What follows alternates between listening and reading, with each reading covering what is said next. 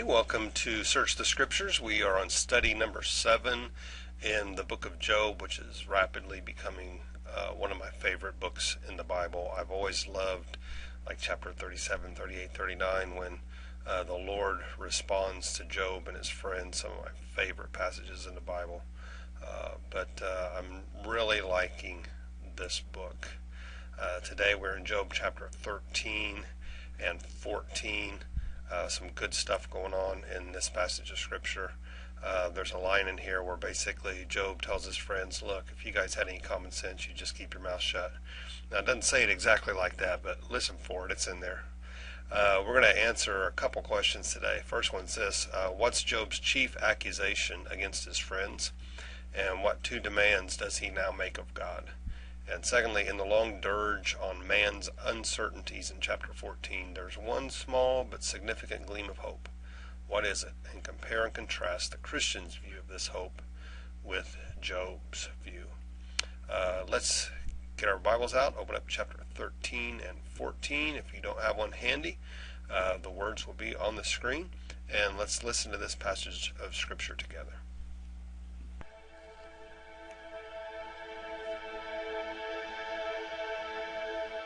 Job 13. My eyes have seen all this. My ears have heard and understood it. What you know, I also know. I am not inferior to you. But I desire to speak to the Almighty and to argue my case with God. You, however, smear me with lies. You are worthless physicians, all of you. If only you would be altogether silent. For you, that would be wisdom. Hear now my argument. Listen to the plea of my lips. Will you speak wickedly on God's behalf? Will you speak deceitfully for him? Will you show him partiality? Will you argue the case for God? Would it turn out well if he examined you? Could you deceive him as you might deceive men? He would surely rebuke you if you secretly showed partiality. Would not his splendor terrify you? Would not the dread of him fall on you? Your maxims are proverbs of ashes. Your defenses are defenses of clay. Keep silent and let me speak. Then let come to me what may. Why do I put myself in jeopardy and take my life in my hands? Though he slay me, yet will I hope in him. I will surely defend my ways to his face. Indeed, this will turn out for my deliverance, for no godless man would dare come before him. Listen carefully to my words.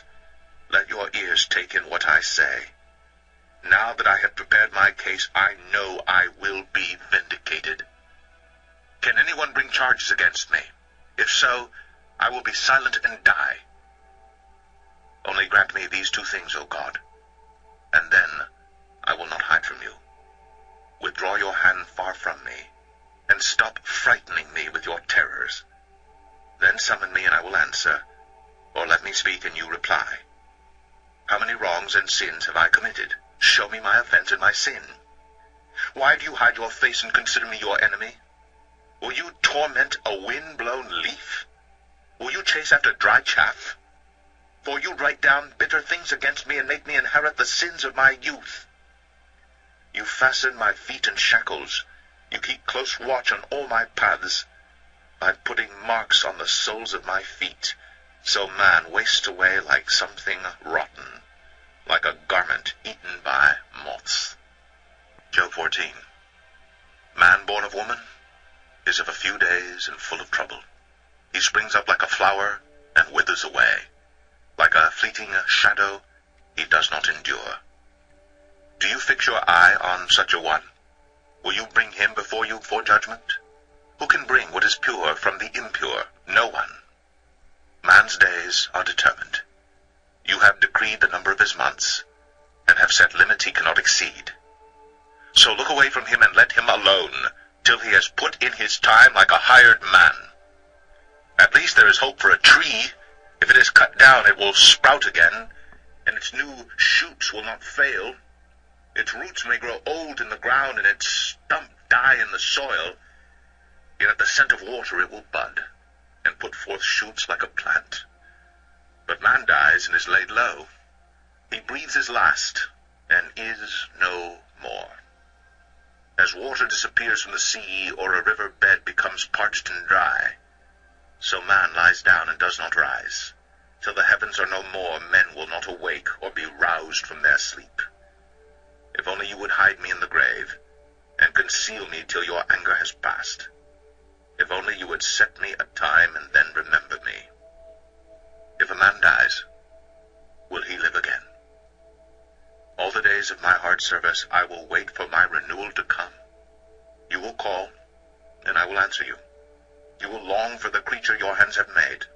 Surely then you will count my steps, but not keep track of my sin.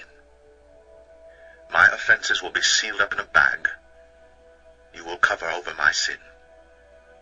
But as a mountain erodes and crumbles, and as a rock is moved from its place, as water wears away stones, and torrents wash away the soil, so you destroy man's hope. You overpower him once for all, and he is gone. You change his countenance, and send him away. If his sons are honored, he does not know it. If they are brought low, he does not see it. He feels but the pain of his own body, and mourns only for himself.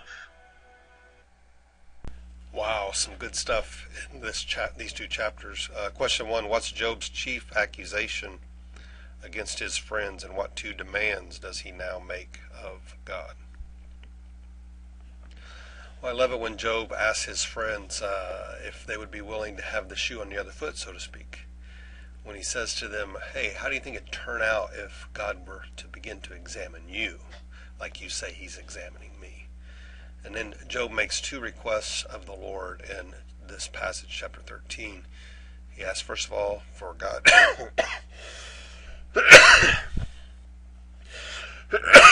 Start over. Well, I love it when Job asks his friends if they would be willing to have the shoe on the other foot, so to speak.